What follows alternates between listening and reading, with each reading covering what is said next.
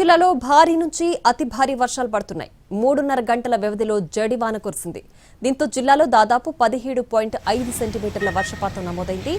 రాజీపల్లిలో అత్యధికంగా 9.2 సెంటీమీటర్ల వాన పడింది. ఒక్కసారిగా కురిసిన భారీ వర్షంతో మెదక్ మరోసారి నీట మునిగింది. లోతట్టు ప్రాంతాలు, రోడ్లు, చెరువులను తలపిస్తున్నాయి. గాంధీనగర్, సాయినగర్ కాలనీ, వెంకట్రావు నగర్లో ఇళ్లలోకి నీరు చేరింది. మెదక్ ప్రభుత్వ జూనియర్ కాలేజీలోనూ నీరు నిలిచిపోవడంతో విద్యార్థులను ఇంటికి పంపించారు సిబ్బంది. ఇక మెదక్ హైదరాబాద్ నేషనల్ హైవేపై వరద ఏరులా పారుతోంది. దీంతో ప్రయాణికులు తీవ్ర ఇబ్బందులు పడుతున్నారు.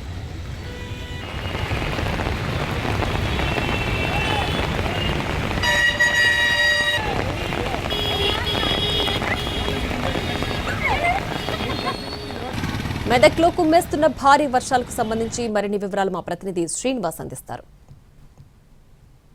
మెదక్ జిల్లాను మరోసారి భారీ వర్షం ముంచెత్తింది. దీంతో మరోసారి అయితే మెదక్ జిల్లా కేంద్రం అంతా కూడా నీట మునిగినటువంటి పరిస్థితి ఉంది. మెదక్ జిల్లాలో గత నెల 27నే భారీ వర్షాలు కురిశాయి. వినాయక చవితి నుంచి మొదలు పెడితే దాదాపు 3 రోజుల పాటు మెదక్ జిల్లాను భారీ వర్షం అతలాకుతలం చేసినటువంటి పరిస్థితి. దీంతో మెదక్ జిల్లాలో ఉన్నటువంటి ప్రధానంగా హవేలీ గన్పూర్ మండలం, అలాగే రాజిపల్లి, మెదక్ హవేలీ గన్పూర్ మండలంలో ఉన్నటువంటి రాజిపల్లి గ్రామం, బూరుగుపల్లి గ్రామం, ఈ గ్రామాలంతా కూడా భారీ వర్షాల దాటికి మొత్తం అస్తవ్యస్తంగా మారినటువంటి పరిస్థితి ఉంది. కానీ ఆ ఘటన ఏదైతే ఉందో ఆ చేదు ఘటన నుంచి బయటపడక ముందే మరోసారి భారీ వర్షం మెదక్ జిల్లాలో కురిసింది. మెదక్ జిల్లా కేంద్రంలో అతి భారీ వర్షాలతో మాత్రం మొత్తం మెదక్ హైదరాబాద్ నేషనల్ హైవేపై భారీగా వరద నీరు నిలవడంతో మాత్రం వాహనదారులు తీవ్ర ఇబ్బందులు పడుతున్నారు. బైకులన్నీ నీట మునిగాయి. ఆ హైవే పక్కన ఉన్నటువంటి షాపుల్లో వరద నీరు వచ్చి చేరింది. దీంతో ఆ డివైడర్ ఏదైతే ఉందో మెదక్ హైదరాబాద్లో ఉన్నటువంటి రోడ్డుపై ఉన్నటువంటి డివైడర్ ఏదైతే ఉందో ఆ డివైడర్కు గండి కొట్టి ఆ నీటినంతా కూడా దిగువకు విడుదల చేసే ప్రయత్నం అయితే అధికారులు చేస్తూ ఉన్నారు.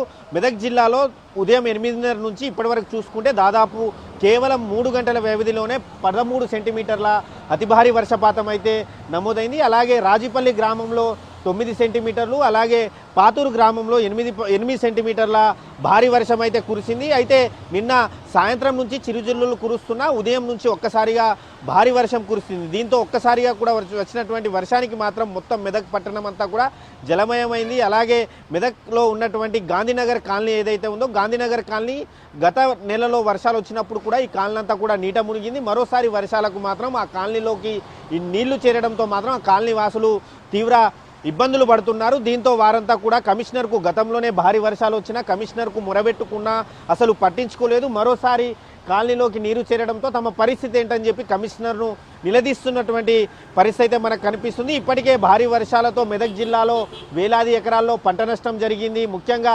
పోచారం ప్రాజెక్ట్ ఏదైతే ఉందో మెదక్ జిల్లా కామారెడ్డి జిల్లా సరిహద్దుల్లో ఉన్నటువంటి పోచారం ప్రాజెక్టు పొంగి పొరలడంతో మాత్రం అక్కడ పోచారం బ్రిడ్జ్ అంతా కూడా ఇప్పటికే ధ్వంసమైంది. అలాగే వేలాది ఎకరాల్లో పంట నష్టపోయాయి.